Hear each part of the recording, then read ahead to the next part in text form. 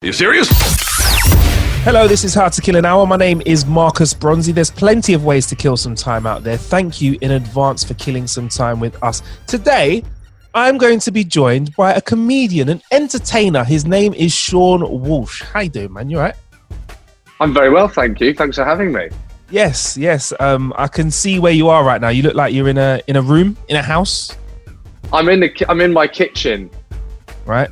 That's that. Would you want to see it? Is that what? I'd love to see it. I can describe what we can see in your kitchen to the people listening to the podcast. Oh no! All right. Well, I'm not done the washing up.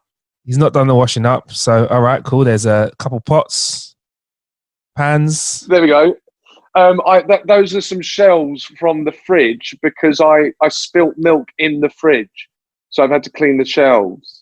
Good man. It's good that you've taken out the shelves because you know people that don't do that. That's why your fridge stinks.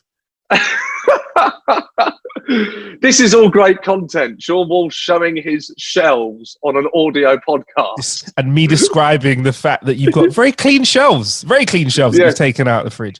Thanks for joining us on the show, man. How's lockdown treating you?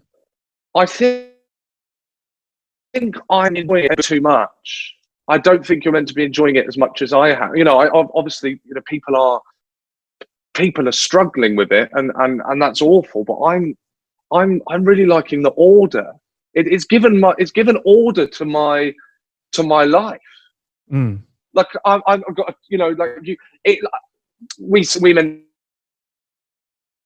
just before the show that it's giving you everything you're doing with purpose. You're going, you know, you have to choose when you go to the shop. So you've got to make sure that you get everything. Basically, what I think that I've just realised while saying that out loud is the lockdown has just taught me how to live like a normal human being. That's it. Like I'll be honest with you, I'm guilty for this, but I didn't cook at all before the lockdown, right? At all. It was just eating out and takeaways. Horrendous. And during the lockdown, it's forced me to cook. So now, I'm a dreadful, which is progress. I've gone from not being able to cook to being a dreadful cook. I'll take that. What kind of dreadful things are you cooking? Dreadful thing.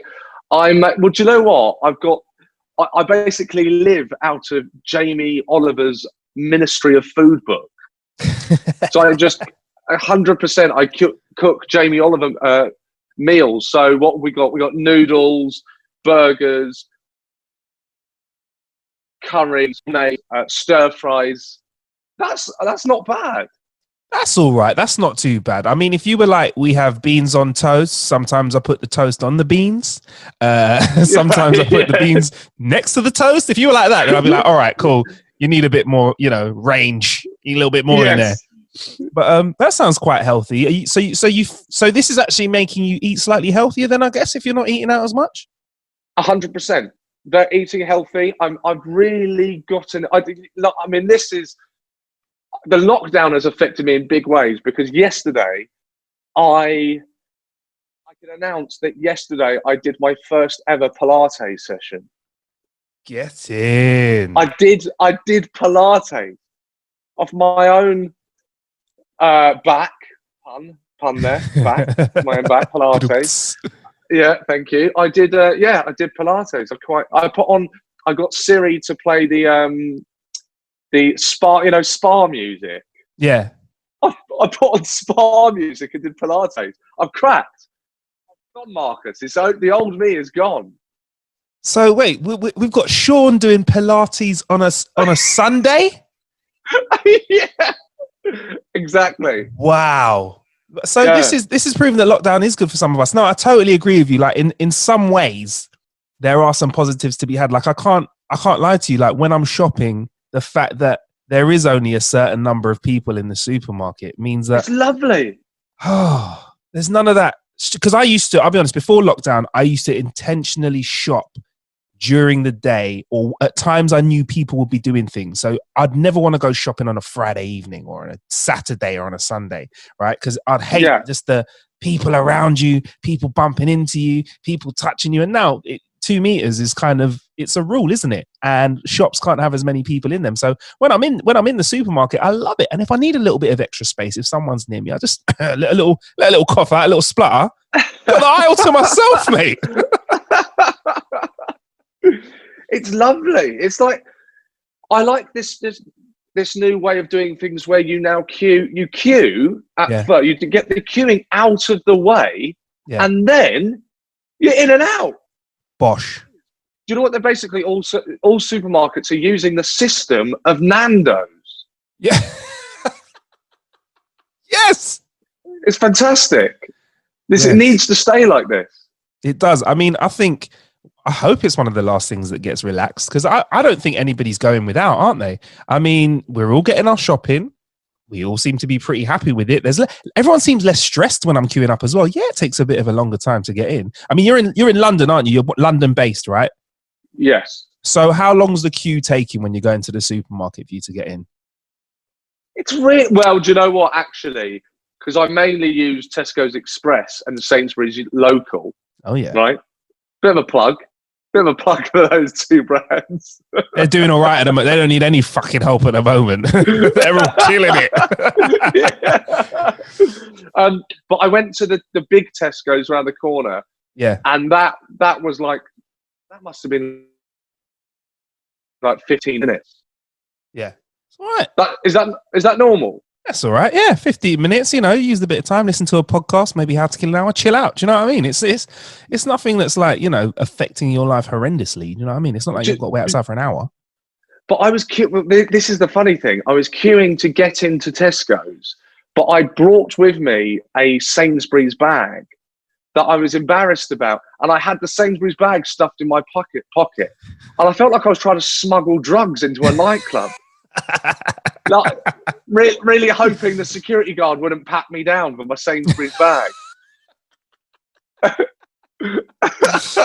So once you've gone through the till, when you whip out the bag, what's that like then? When this big bright orange signal comes out of your pocket?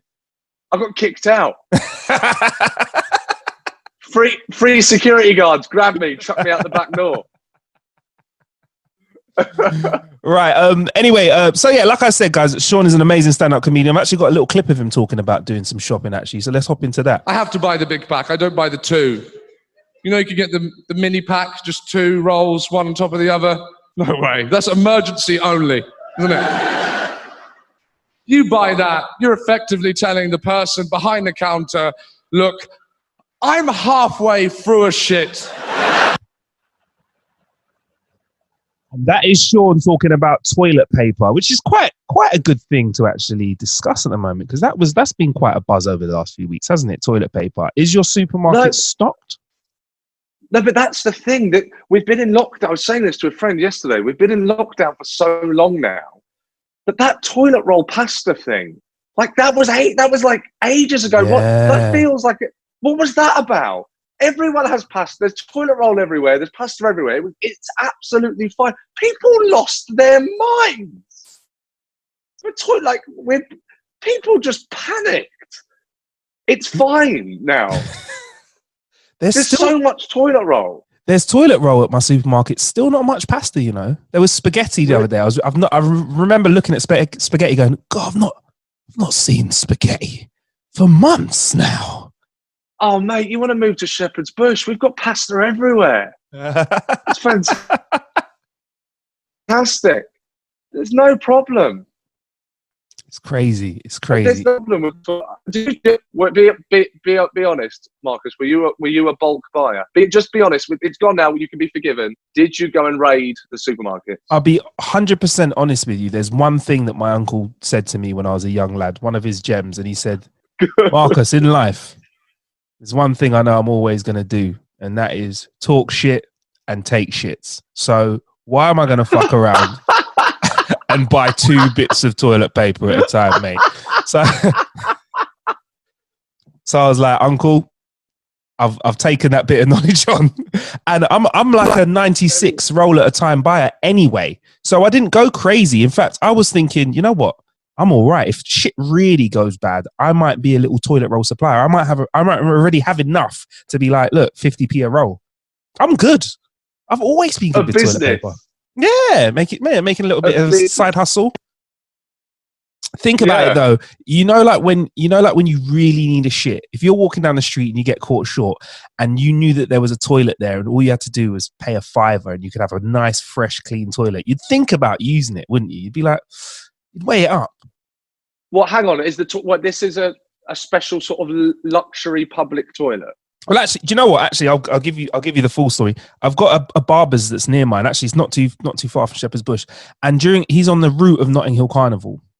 So he closes his shop during the carnival and opens the door to the bathroom, and then opens the shop door and makes a little route where you can go and use his luxury loo, which is cleaned down, for £5 a pop. You get 20 minutes in the loo.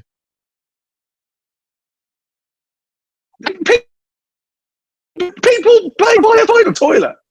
People pay £5 to use the toilet in Notting Hill Carnival, where you can't just go on the streets because it's too busy. There may be portaloos around. If you really need a pee and you just see a sign, like a sign saying £5 for a pee, why wouldn't you? Why wouldn't you? Wow, a £5 dump. That's incredible. Yeah, but I thought about it. I thought if I really needed a poo, and because I'm luckily I can hold it for quite a while, but if I really needed a poo and it was free to go for a shit in like something that looked like something out of Train Spotting, or I paid a £5 to go to a nice, reasonable loo, I'm paying the £5 every time, Sean. I think you need to take this to Dragon's Den. £5 luxury public toilet. What would we call it? What would we? £5 shit. £5 shit. Posh it. It's a posh. Posh it. Shit. There you go.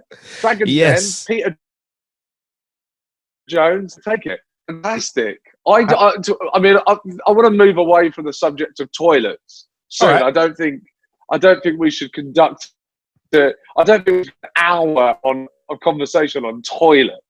We can do it if you want. We've done it before, I'll be honest with you. We have had an episode. There was a saga that we had throughout 2019 when we asked everybody the question, do you sit down or stand up when you wipe your bottom? Now, before we even end this pooey conversation on that question, Sean, because you brought it upon yourself, is when I asked that question, people that sit down didn't know that people stand up exist. And people that stand up to wipe their botty didn't know that people who stay seated to wipe their botty existed. That was the craziest thing about that question. And Sean, I must put it to you. When you go for a shit, when it's time to wipe, do you stand or do you sit? Okay, so a mini story. I used to stand. Right? Yeah. I used to stand. And then I played for my Sunday league football team when I was about 20, right? And I mentioned, I don't know what, I must have been telling a story. So about using the toilet. And I went, so I stood up to wipe my ass, and everyone hammered me for it. Absolutely hammered me for it. I was so shocked. And I didn't know, like you say, I didn't know that you sat down. So I then changed to sit down. Through humiliation, I changed to sit down, and now I sit down. And now I find it weird if you stand. Do you stand? No, I've always been a sitter. Our producer, Billy, he is a stander, actually. He's standing, he's proud. He stands up for himself there. But what I didn't tell you is that I stand up when I'm having a shit.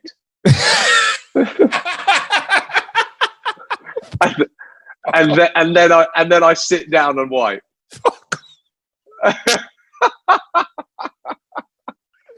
Because imagine you standing on the toilet seat. on the seat, just dropping them like planes letting down missiles. And is there enough distance to hear the whistle? Yeah, exactly. Battle shits. All right, cool. We'll get off the subject of toilets then. You're good at the puns, aren't you? Posh shit and battle shits. You like a pun. I do. I'm a punderful guy sometimes. You know, very punny. But yeah, I think I'm on it today. I think it's you that's doing it to me, Sean, man.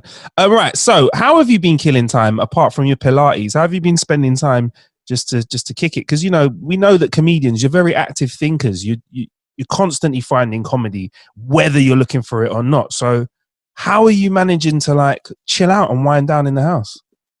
Well, it's interesting. I listened to your episode with Russell Kane. Yep. And I think I hugely respect Russell's work. He's an absolutely phenomenal comedian. But I think we're very different people. Do tell. Well, he's just so that I wish I had his sort of his get up and go, that drive, you know, and those caning videos that he does. I mean, what I know, I've come onto a podcast, I'm plugging another comic, but hey, it's all love. You got time, Sean. We'll give you a good plug afterwards. Don't worry, mate. Yeah. But he's so proactive, and it's amazing. I've done a lot of writing. I've been doing a lot of writing, but I've not written any stand-up. I've stayed well away from stand-up. I'll tell you what I've done in terms of stand-up is all I've done is I'll actually I'll show you. You have to describe it to the listener. All right. Wait there. So, sorry, I've just had to go and grab the book. Right? This book, you can see, is A4 notepad, right? Jeez. And so all that is, there's no ideas for comedy. There's no ideas for routines, for jokes. But all there is are just headings and bullet points to sort of give me an account of the things that have happened over the course of the lockdown. So toilet roll and pasta, 2 meters, WhatsApp videos,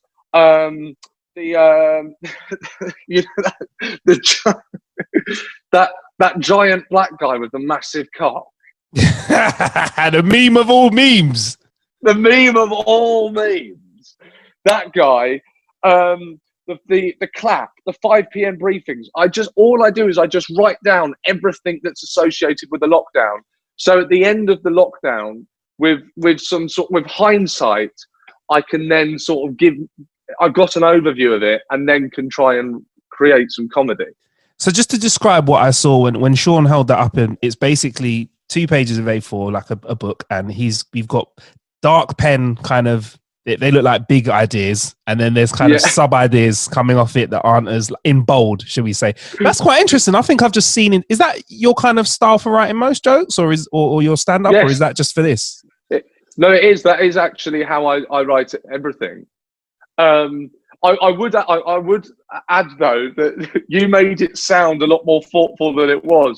The reason that some of them are in bold pen is because that was the nearest pen. Okay, cool.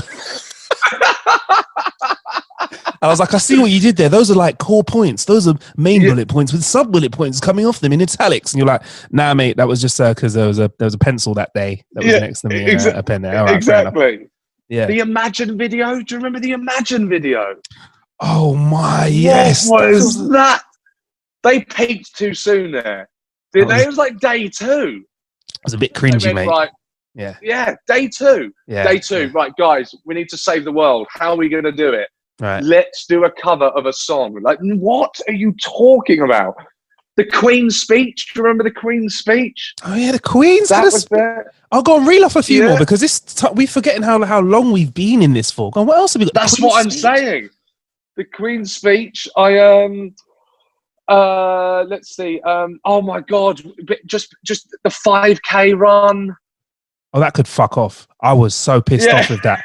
I'd be running right now if I did all of those. I gave money, right? I can't lie. I did donate, but everyone that was like, 5K, hi, I've only done mine in 7 minutes today. Fuck off, you're lying about the time. Did you hear about that as well? Lying about their times. That's amazing. People were fucking their fucking times. I'm like, you are not a sub 20-minute runner. Look at you. That's a lie. That's a big fat lie. Exactly.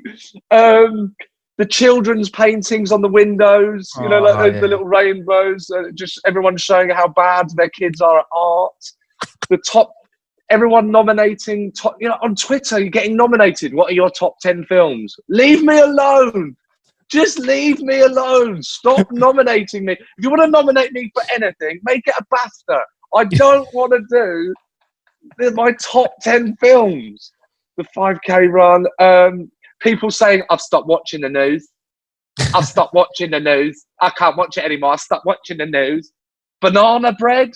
The banana bread people. TikTok. Zoom. Poker. Exercise. Pilates. All my friends. Have you had this one? Have you had this one? You've got to get a PS4. Get a PS4. You've got to get a PS4. Leave me alone. Have you got a PS4 though? I don't have a PS4. Sean, you got to get a PS4, mate. you got to get one. Telling you, you know what you're missing out on. So I've just kept a record of everything that's sort of happening, and then yeah, like I say, with hindsight, I'll then look back and see what to do. Nice. So that's how you've been killing time basically during lockdown, then, writing comedy and doing Pilates. Writing comedy. I've been doing a lot of. I've really gotten into running. Okay. I sort of cut down on booze back at the beginning of 2019. I sort of cut booze out of my life mainly, and running is the sort of only thing that gives me that sort of high that I was getting from nights out. So I love it. I'm terrible. This is really, if people see me run, they will think I'm mad, right? I'll put on my favorite music and I sing the music as I run. It's mad, isn't it? You run and sing. Run and sing. This is impressive in a way because you're out of breath when you're running. So I presume you're not going to be hitting like long, lengthy notes, are you? Yeah, it's not Whitney Houston, but it's you know what I mean. It's Blink 182 are my favorite band. So like I'm running and I can't think of a line. Oh my god, my mind's got so there's me running just before I said she participating it and he tells himself that he is the one. He has a credit card. She forgot the lyrics. And you're just running past people and they're like, oh, okay, that's I think that was Seann Walsh that just ran past us singing songs and running at the same time, sweating.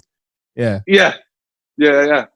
And so music when you're running, no pods or anything like that, because everyone has their own kind of preference. I'm a bit of a pod guy when I'm running, but like really dry educational ones where I'm learning stuff because I feel like I kind of get into it and forget that I'm running because I hate running, so I don't want to even know that I'm running. I want to do anything else but think about you putting one foot in front of the other. Oh, you listen to a podcast and go for a run. Yeah. Do you repeat what they're saying like I do with the singing? No. Hey, welcome to Radio Lab. Hi, my name's Jared. I'm not quite on that level yet. But that's pretty cool. But you say you've not got a PS4, but I've remembered some of your stand-up where you did speak about gaming. I remember you talking about Mortal Kombat. Was that a Mega Drive that you had then back in the day? You should love it. For you, I have a favorite console. What's your favorite console of all time? For me, it's got to be the N64. Yes. N64 was the console. Absolutely. Incredible. It was groundbreaking. For starters, its control pad was just unlike anything else. It was this. I don't know how to explain what it looks like. It looks like a T-Rex's foot. I always feel like T-Rex have three toes, or like a chicken's foot.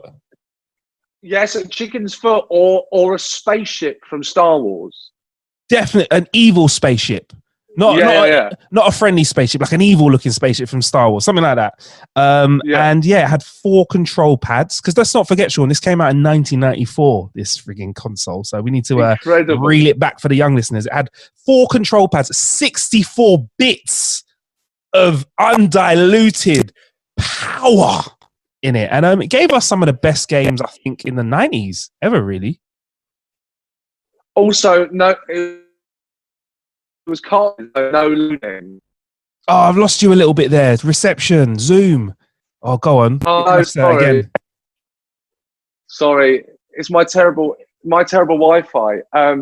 It was cartridges, so there was no loading. Do you remember that? That was perfect. Yeah, no loading. I mean, once in a while, you did have to, not as bad as with like a SNES or an Edge, you did have to blow on the cartridge just to make sure that it was really good. Yes. GoldenEye. Oh, Mario Kart. Yes. That was amazing. Amazing. Absolutely phenomenal. Absolutely amazing. So that's what you used to like to play on then. So like your N64 was happy. And was that like, what was the last console that you owned then? The last console that I really got into was the PS. I think it was the PS2. That's when I said goodbye to computer games. I love Granddaughter. It just got to be honest with you, it just got too much for me. Yeah. Like for me, the Mega Drive computer games were at their best when all you had to do was just go. That was it. Remember that? You just went that way. What do you have to do in this game? Go that way. What do you have to do in this game? Go that way. That was literally all it was. And now you've got to do a lot more. Like, well, you don't have to, but you kind of feel like you're inclined to. Like with your GTAs, I'll be honest. I want my character to have a fresh haircut. I want my character to have fresh clothes. In fact, I probably could live a better life in GTA than I can live at the moment in terms of going out and doing what I want. In fact, I do remember in GTA 5, I'll be honest with you, Sean, one of my favorite tunes came on the radio because you have actual radio stations in the game, right? Yeah. And I just abandoned the mission and remember driving into the sunset and just taking the car for a drive and being like, yeah, just going for a drive to clear my head before I get back to work in a game. That's amazing. I used to do. Do you know what? You reminded me. This is so sad. It's so weird that I did this. I think it's borderline creepy. Is that on that old Grand Theft Auto game? Sometimes what I liked to do is just drive around and abide the law. So I would stop at traffic lights. Like, what was I doing? I'd stop and wait for people to cross. Just drive round. What the hell was I doing? Do you know what that means you are, Sean? It means you were the ultimate rebel because you were rebelling against the system because you know that game was designed for you to go crazy. You were doing the equivalent of being in a game which was called, I don't know, not Grand Theft Auto. You were doing the absolute opposite of what you were meant to do in that game. And you know what? I respect you for being a rebel, Sean. Appreciate that. Thank you. Yeah. Thank you. So what have you been doing? What have you been watching TV? Have you been streaming? Like what else how else have you been killing time? I tell you what I've done. There is a sort of, I suppose you could even go as far to call it a web series. I've sort of started making a web series called Calling Agent. Okay. And what it is, they're comedies, obviously, and what they do is I play a sort of a very awful version of myself. I sort of, in hindsight, I wish I hadn't used my name because it's really not me. But basically, it's me playing a version of myself. And what I'm trying to do is use the coronavirus or the health pandemic as an opportunity to boost my career. And so what I do is I call up my agent and try and so for example, what I did that was it. I called up my agent and pitched to him that I was going to do, you know, when celebrities were sort of doing these videos to encourage people washing their hands. Yes. So I call him up and I've got all these ideas for a washing hands video. And then he tells me that that's now out of date and everyone's done that. And it's about, you need to do the staying in video. So I missed that. The last one I did, I expanded the idea and I call up my agent and I suggest to him that after this is all over, I try and get on Love Island. And I use Ian Sterling. I'm friends with Ian Sterling. And my plan is to call Ian Sterling, the voice of Love Island, and get him to get me on Love Island. So I call him, and then it then cuts to Ian Sterling being on the phone to me, and you now can't hear me, but you know what I've set up. You know the ideas that I've set up with my agent. So they're actually, and then it ends with myself and Ian doing a music video cover to Take That, Rule the World. So it's very funny. People have enjoyed it. They're not, what I like about it is every time I've done one, the numbers have gone up. People are, obviously enjoying it. So Ramesh Ranganathan said he would do the next one. So I've just got to write that and work out what I'll want from him. Maybe I was thinking of maybe suggesting to him that I do a documentary with his mum without him. But I don't know. I'm not sure yet. So I've been doing them. That's wicked. That's a whole new format because we're used to seeing comedians and their parents. I'd love to see a comedian with someone else's mum. Yeah, that would just be wicked. Well, and then it starts off sincerely, and then through the series, we realise there's a blossoming romance. That'd be lovely. That'd be so cute. Do you know what? Funnily enough, it's funny you should say that because do you know the comedian Joe Wilkinson? Yeah. So Joe did a pilot for Dave where Joe Wilkinson meets other comedians' mums, and my mum was the mother used in the pilot. So Joe Wilkinson drove around Brighton with my mum talking about me. What I can only imagine, because Joe Wilkinson his mind goes to some really interesting corners of conversation. So what kind of stuff does he talk about your mum? He's awesome. I remember they were driving around Brighton, obviously, where Fat Boy Slim is from Brighton. Yeah. And I remember they were driving around, and Joe Wilkinson and my mum were trying to guess which one was Fat Boy Slim's house.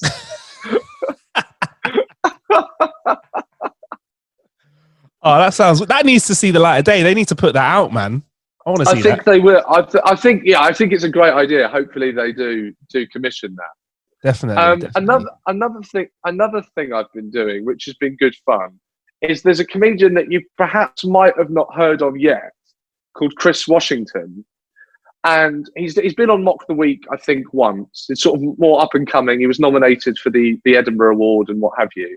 But we do a fun thing where it's called Lockdown Voice Note, and every week we record ourselves having a conversation over WhatsApp. It's not scripted, but it's sort of directed in a way. So we sort of know, you sort of say that. And then at the end of the process, at the end of the day, when we've recorded all of the voice notes, and we try and keep it realistic. So we try and do it at the same time, at the correct times. So if he says, I'm having, shepherd's pie for dinner, then the next voice note will be at 7 p.m. and he's talking about his shop, for example. And then what we do is when we finished it, we record the screen on the iPhone, and then we press play. And the great thing about WhatsApp is it plays voice note to voice note automatically. And so we record all of that, and then we post that on Instagram. So you can watch. Sometimes there's images that we use from the WhatsApp chat, or there's a few videos. But I've not seen anyone do that. So it's quite exciting that we've felt like we've come up with a new format. I mean, Chris doesn't talk like this, but I do. But felt like we've found a new format, and they're really good fun. We've only done 3 of them. We're going to do the 4th one this week. So that's a new way of using the technology, I think, to try and find comedy. Definitely.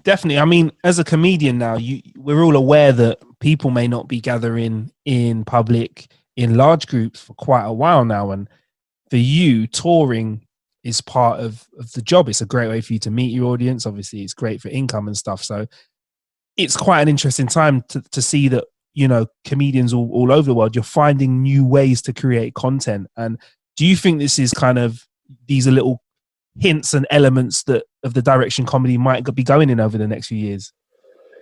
I think so. I think it's given it a massive jump, hasn't it? Yeah. I think what's good about it, just to make the comparison to television, and this would be a personal experience, I think, is on television, often as a comic, you're joining someone else's format. You know, there's a panel show, or there's well, that's really it. There are sort of lots of different forms of panel shows. You get the traditional panel show where there's a one host and then three members of a team on each on two sides. Yeah. And so what it means is, with this, you're forced basically to create your own content. And of course, what that means is we're entering an interesting realm where you're only ever creating what it is you want to create. It's very, what's the term? Is it authoritarian? Is that the right term? You know, it's got that author, that it's completely yours. And so I think people's, perhaps their comic, I mean, want of a better phrase, their comic voice, or the nature of their comedy is it's a lot less filtered and a lot more pronounced. So I'm certainly enjoying that element of it. Do you know what I mean? It's all you. You're not stuck there on a panel show with another comic or a celebrity that's taking things in a direction that you might not be comfortable with. Or I'm really enjoying. Just that, say celebrity juice. It's all right, mate. Crack on with it. It's all good. Just say it. I did do celebrity juice once, but do you know what I mean? Everyone now, when they're posting something, also, the other side of it is you've got nothing to hide behind anymore, because you've posted that, you've given it the go ahead, you've commissioned it, you've greenlit it, and you've broadcast it. So it's a bit of a leveler for comedians. You know, you don't have to. I suppose one of the that can be frustrating for comedians or actors, and I'm sure musicians, is that you've got to wait for someone else's yes. Do you know what I mean? That can be very frustrating if you're writing a sitcom. Yeah, you're at the mercy of the commissioner, of the producer. That person has to say yes. The internet is rid of that. And obviously there are limits. You don't have the budget, but creatively you can now. There is no. You can do it, post it, make it. So that's very exciting, and it certainly encouraged me to produce more and try and I'll try and get my head around a sitcom and see if I can shoot a sitcom on my phone or something like that. That to me is extremely exciting. Yeah. I mean, I've always feel like you've embraced the internet anyway. You've always been someone who's created content on a few platforms. You've not just said, right, I'm only going to do stand-up, I'm only going to do TV. Like, there's the drunk web series that you made, which I suppose we're not going to see any more of that because you're not drinking as much, I guess. Because you have to drink, innit, right? If you're doing a series, you have to really drink, right? Yeah, so the drunk was me trying to... The drunk was me wanting to see what I could produce behind the camera as well. I directed that with a friend, and that, I was I am a big fan of silent comedy, and I was sort of reintroduced to Chaplin. I watched him as a little child, and then I sort of really got back into him and rewatched all the Chaplin films and read all the biographies. And the Drunk web series, which is on YouTube, you can watch that. It's an homage to silent comedy. And again, that was, that would never have got commissioned. The difference with that, by the way, is that I didn't shoot that on a phone, and we shot that on a proper camera with a real crew, and that all came out of my own pocket. So I lost quite a lot of money making that. That's not a mistake I want to do again. I would rather just shoot something on the phone. Yeah. Standard. No, that makes a lot of sense. I mean, a lot of people are creating great content now. Phones have come along a long way in the last 4 years. I mean, even the caning videos, I was quite interested to hear how Russell just got a car mount and slammed his phone basically stuck it to a window and shouted at his phone. No other kit used in that at all, making sure the lights are on. Well, exactly. I think what it's shown is that I think, it's just my take on it. And the caning videos are a good example. Also, my Corning Agent videos are a good example. There's a comic called Joshua there who's great, who's posting things at the moment where what he's done, I don't know what he uses, but he plays an old music video that you can see in the corner of the screen. And then he pretends that he was the director of the music video and gives a sort of audio director's commentary to it. But what all of these videos are showing are that I don't think the audience necessarily care about production value that much. There's been too much emphasis on the production value, and actually, all that really matters is the content itself. Russell would never have got that commission, but he took that off his own. He did that off his own back and created that and off that has expanded an audience. And occasionally I see one, you know, they're great and they suit him perfectly. But that would never have gotten a commission because it's just so lo-fi and it's so guerrilla. But what this is showing, this lockdown is showing, audiences don't care about that. Is it funny? That's really the core. That's the most important thing. Is the thing that you're creating funny? And so just shoot the thing on the phone. That's what I want. I really want to shoot a sitcom on a phone. I think it can look great, and I think that guerrilla aspect to it, that lo-fi handheld style, with quality. I mean, obviously the quality on phones are increasing, but I think that amateur feel to it can actually add to the viewing experience as opposed to take away. Yeah, 100%. And I think that it's sometimes we forget that, like you said, it's not the glossy, you know, shiny floor stuff that makes the jokes or the comedy work. It's the funniness of it. It's the actual joke itself. And then we're kind of forced to accept that, you know, when you put up a piece of content and it's funny and you've just screen recorded voice notes, there is zero budget in that. Do you know what I mean? Exactly. But the joke bangs, so it's funny, right? So yeah, I think it's good for us to kind of remember that. And I think there's a lot of people that would always look to people like yourself, comedians who are further along in terms of their path with regards to success. They will look to you and be like, oh, what do I need to do? And like, I feel like your advice at the moment would be to just be like, just make some stuff, get it out there and get your voice how you want it. Marcus, my advice, I've thought about this. If there was any advice to new comedians, the old advice, I'll tell you the old advice first. Yeah, what was that?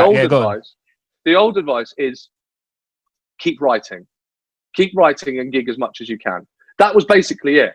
I've handed out that advice. I've had that advice handed to me. Those were the two main notes. That's not really what matters anymore. What the advice I would give to anyone that's starting out is learn how to use your iPad. Learn how, every time there's a new piece of social media, get on it, learn how to use it, become tech savvy. You have to be tech savvy. Now I'm not, I couldn't even work out how to get on this Zoom chat. I'm behind and I'm trying to catch up a bit on this lockdown. But for any young comedians, you need to just be getting familiar with all these different formats and making content out using those, because that's how you advertise yourself now. That's the advert for people to come and see you live. Personally, I don't necessarily think it's stand-up anymore. You have to create something else for then people to come and see you live where you can perform stand-up comedy. Yeah, we've definitely seen a couple of comedians over the last year or so do that. I mean, Mo Gilligan's a comedian who had a very big web presence. Exactly. And exactly. Even his quarantine his quarantine game show that he's been doing on his Instagram live was really lo-fi. It was just him and a wheel that he'd span around, and he'd get someone to answer a question and potentially win a console or a cool prize or something like that. Now, when you look at it, he's literally just got a spinning wheel and himself in front of a camera. And now I wouldn't be surprised if that wasn't one of the reasons why Channel 4 have asked him to come back and create some lockdown content with him. You know what I mean? So yeah, he's a good example. there's another guy. I don't know if you'll be aware of his name, but for me personally, his name's Alistair Green. He used to go by the name of Al Stick. He is not I don't think you would mind me saying, not a well-established comic. Yeah. I've been going for been going since I started. He started making these Instagram videos, these sketches, again, lo-fi. It's just the same, it's pretty much the same shot every time. And he's got a wig on and he does an impersonation. So when it was, say they're normally, sometimes they can be topical. So say there was a protest for some reason. So protest, what were they called? Was it Extinction Rebellion? Yeah. Right, those motherfuckers. They were gangster. Sorry, quick digression. They took over Oxford Circus, bruv. They drill a hole in the floor and like cement a submarine or some weird device into the middle of Oxford Circus. They were on some. Idea. That was anyway. Sorry, that was amazing. Right, sorry, Sean. Yeah. So no. So he'll take something like that when it's happening at the time, and then he'll just do a very simple sketch based on that to camera. For me, Alistair Green is without a doubt the funniest person to come out of posting content. Yeah. And it goes to show. He then sold out the Prince Charles Cinema in Leicester Square. He sold that out with a viewing of all of his sketches put together. And he would. I don't think before that he would have. Again, I hope he doesn't mind me saying, but before that, I don't think he would have sold 50 tickets for his own show. I don't think so. I don't know. And now he's selling out the Prince Charles Cinema. It's amazing. Check him out, Alistair Green. It's on Instagram. He's so funny. So it gets to the point where sometimes they annoy me because every time you think, oh, maybe this one will be a dud. He's producing so much content. Maybe this one will be a dud, and it's not. It's just as good, if not better, than the last one. He's absolutely brilliant at it. Check him out, Alistair Green. We'll put a link to him in the show description as well, man. Thanks for that. Appreciate that, Sean, man. I mean, we can find you online, so that you're bouncing around on quite a few platforms. You've got the Netflix show, Flinched. Yes. That's still out there on Netflix, where you basically do you want to describe what the show's like? Because it's batshit crazy. I love it. Oh, I love that you've asked me to describe it because you do not know how to describe it. That's what it is. It's fucking nuts, bro. That's what it is. You've got to remember that it's been quite a while since we recorded that. Myself, Lloyd Griffith, and Desiree Birch, we nominate contestants to be tortured by wacky games. And then if the person that each individual host, myself, Lloyd, or Desiree, nominates, if they flinch, that's why it's called Flinch. If they flinch, the nominee, sorry, I can barely remember it. The nominee is confusing, isn't it? The nominee that flinches the most, it means that their captain, the person that chose them, has to then forfeit and also be tortured at the end of the show. Yeah. Very bizarre show. Very bizarre. Very bizarre, but also like the torture techniques weren't like very diluted. I mean, I saw like giant elastic bands being fired at nipples. You had like potatoes thrown over your head and balloons going off in your ear. Like all these things that could probably give you heart problems. Electric shocks. Yeah, a little bit of electric shock in there as well. Yeah, why not? Yeah. So that's an interesting watch. I can't lie. When I popped that on Netflix, I was like, I didn't know that TV like this was allowed, but I'll have it. I thought that stayed over where Takeshi's Castle was made, but apparently we can do that. Yes, yeah. Yeah, it's great stuff, man. So it was a lot of fun. It was a lot of fun to make. Yeah, man. Yeah, it looked like you had a lot of fun. I mean, what was the scariest kind of challenge that you saw somebody partake in? Because you couldn't partake in them, we had to nominate people. What looked like it was the hardest thing? I'll tell you what. I can't remember all of them off the top of my head, but the scariest one for me was I had to sit in a trolley whilst I was pecked by emus. And if I flinched when I was pecked by an emu, I got an electric shock.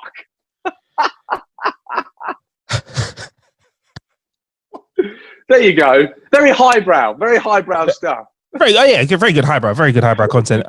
Emus are not, they're not small birds. They are big birds, and they very aggressive. Yeah, they are dinosaurs, and they look. I don't know if they are very aggressive. I've never been pecked by one, but they look very aggressive. They look scary. Yes, I got pecked a lot. It was terrifying. I'm a screamer. Like, I scream. If I see, I've got arachnophobia. If I see a spider, I scream. What? Where did that come from? Because apparently these things are learned, like when you have an extreme fear of something. So you've got arachnophobia, right? How? Do you want me to tell you where I got that from? Yeah. The film Arachnophobia.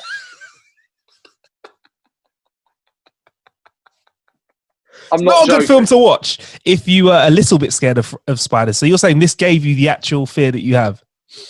When I was a kid, I watched that and it gave me arachnophobia.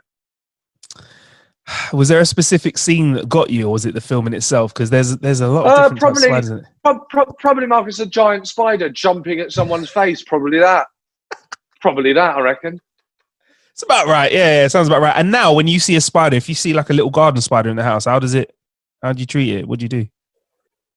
I scream.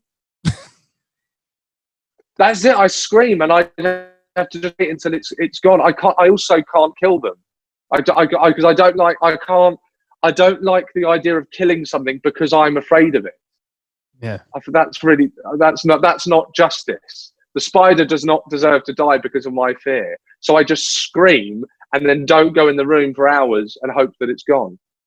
Oh, that's quite humanitarian, because even when I try and like scoop one up onto like a plate or something like that with a cup over the top of it, you got to be careful because you end up smushing its legs sometimes. And there's nothing worse than if I'm trying to save a spider's life, to throw it out of my house into a garden with like 6 legs instead of 8. That's like disabling it and throwing it out to the birds. And it's like torture. I know, exactly. Yeah. I get about 5 minutes of utter guilt when I step on a snail. Yeah. I absolutely hate it. I'm so upset. Do you know, you step on a snail, you think that, oh my God, that poor bastard was just going for a walk. Yeah. For a walk or a sliver. It was just going for a little sliver, and I've crushed its house. Oh, awful. Oh man. Oh yeah. I've done that a few times. It's not nice, is it? It's that the crunch goes through you, doesn't it? But there's nothing you can do. You can't, because really you want to follow through, because if you just crunch and stop, you're just torturing the animal. So really, ideally, you want to make sure that you fully connected and crunch through it. You don't want to leave it with like a cracked bottom. Like in a film when they hit a deer and then they have to shoot the deer. Oh mate. Is that what you mean? Yeah, Sean, you know what? Earlier this year, when we were still allowed out of the house, I was reviewing a car for How to Kill an Hour. So we get like techie cars and stuff. So we're reviewing a vehicle. I won't say the brand, but I was driving through a suburb just north of London, and it happened, man. I hit something. Yeah, man. It goes through you, bruv. It's odd. It's a very weird experience. Oh my God. And then a car behind me was like, so I pulled over straight away, and the car behind me was like, I think it's still moving, Marcus. Oh no, this is awful. So I had to turn around and drive back up the road, and it was like an A road as well. So find somewhere that was safe to park. And I saw like this thing at the side of the road, but I couldn't look at it properly until I got out of the car. And then we went over to it, and luckily, I will say, walking down the street, it was all the way gone. So I felt like I didn't feel as bad, because if it was there suffering, I would have felt terrible for it. But then I realized that the right thing to do was to kind of move it off the road onto the side of the road. So I had to then me and my friend had to get sticks and try and lever this creature onto the side of the road. Now I'm laughing now only because it was terrible at the time, because I'm moving this fresh corpse, right, that had been smushed up into pieces, right? Bag of bones, basically. Oh my God. But then afterwards, my mate said, a few cars were driving past and they just saw two kids smashing up a deer with sticks. They probably thought, what the fuck is going on with this world? We look like kids just poking at a deer. So, yeah. Oh my God. So that was interesting. We managed to find a laugh in there somewhere. But yeah, man, yeah, that is not cool. So yeah, I understand the pain. You're the first person I've spoken to outside of that situation actually about that. It was hard, man. Oh well, it was hard. I hope that was cathartic. I hope you're better now. Yeah, I feel a lot better. Thank you. I mean, I feel like I'm over it. Really, a bit hungry now. Good. Venison for dinner. Oh God. Right. Anyway, Sean, thank you for killing some time with us. Where should we be looking out for your content? Where do you want us to have a look for you, us and the listeners? I would say mainly Instagram and Twitter. I think Instagram we all know this, but for whatever reason, Instagram is a nicer world. So it's Instagram and Twitter is where you can find me, right. Find the stuff that I post. TikTok yet? You going to get on that TikTok? I'm going to see you dancing and singing to songs. I did a couple of TikToks and we will never talk about them ever again. Are they still up? I'm going to go and have a look now. Enjoy. Thank you very much, Sean. Okay, thanks for having me. No problem, man. Make sure you check out Seann Walsh on Instagram and Twitter. If we type in your name, was that the best way of finding us, or should we go for the tag? Oh yeah, my name SEANN. That's 2 N's. SEANN Walsh. You'll find me there. There you go. Find him there. We're How to Kill an Hour on all platforms. Also, make sure you join our Facebook group. We're going to be we've actually got a giveaway going on in our little Facebook group, so join that. If you like computer games, we've got something pretty cool for you. And I'm Marcus Bronzy, MarcusBronzy on all social medias and maybe TikTok soon. I've been eyeing it up. I'm going to do something. I just don't know what it is yet. Do it. But thank you for killing some time with us, Sean, man. And speak to you soon, man. Cheers. Take care, man. Bye.